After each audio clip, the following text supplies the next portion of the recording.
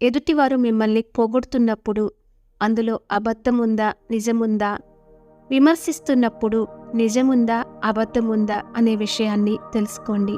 ప్రశంసలు పని మీద ఇంట్రెస్ట్ను కలిగిస్తాయి, కానీ ఓన్లీ పొగడ్తల్లో మునిగిపోతే మాత్రం మనం నిజంగానే మునిగిపోతాం. పొగడ్తలు ఎంతవరకు తీసుకోవాలి అనే విషయాన్ని మీరు తెలుసుకోవాలి. ఎంత గొప్ప రాజు అయినా పొగడ్తలకు పడిపోతాడు. కానీ పొగిడే వాళ్ళందరూ మన మంచి కోరుకోరు, కొందరు మన నాశనాన్ని కూడా కోరుకుంటారు. అందుకే పొగడ్తలకు పడిపోకూడదు.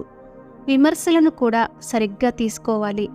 మిమ్మల్ని పొగిడేవారి కంటే విమర్శించే వారితోనే మీకు లాభాలు ఎక్కువ. జీవితంలో పొగడ్తలను అందరూ ఇష్టపడతారు. ఏదో పైకి మాత్రం నో నేను అస్సలు పడిపోను అని చెప్తారు. కానీ తమని 10 మంది మెచ్చుకోవాలని అందరికీ ఉంటుంది. కొంతమంది తమను అందరూ పొగడాలని చూస్తారు, కొంతమంది తమ చుట్టూ పొగిడేవారని చేర్చుకుంటారు. ఇక వాళ్ళు ఎప్పుడు భజన చేస్తూనే ఉంటారు. అయితే కొన్నిసార్లు పొగడ్తలు మిమ్మల్ని మంచి పనులు చేసేలా చేస్తాయి, మరికొన్నిసార్లు మిమ్మల్నే ముంచేస్తాయి. ఇతరులు మిమ్మల్ని ఎల్లప్పుడూ ప్రశంసించాలని మీరు అనుకుంటే ముందుగా మీరేదైనా మంచి పని చేయాలి. మంచి పని ఎల్లప్పుడూ ప్రశంసిస్తారు. మంచి వ్యక్తులు ఆ ప్రశంసలను వినయంగా స్వీకరిస్తారు. కొంతమంది మాత్రం గర్వంగా తీసుకుంటారు. వాళ్లే సమస్యలను ఎదుర్కొంటారు. ప్రశంసించే వాళ్లను, పొగిడే వాళ్లను గుర్తించడం అనేది మీ పని. ఎవరు ఎందుకు పొగుడుతున్నారో తెలుసుకోవాలి. అప్పుడే మీరు ముందుకు వెళ్ళగలరు. విమర్శించే వాళ్ళను కూడా మీరు పరిశీలించాలి.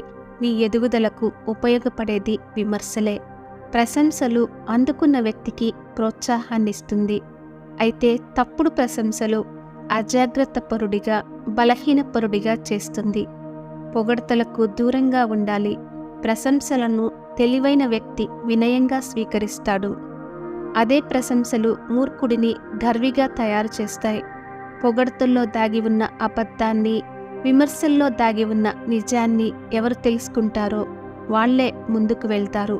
ఎదుటివారిని పొగిడేందుకు మీ విలువైన సమయాన్ని వృధా చేయకండి. చివరిగా పొగడ్తలోని అబద్ధాన్ని తెలుసుకోండి. విమర్శలోని నిజాన్ని తెలుసుకొని జీవితంలో విజయాన్ని సాధించేందుకు ఉపయోగించుకోండి. Thank you for watching. For more interesting videos, please like and subscribe our channel.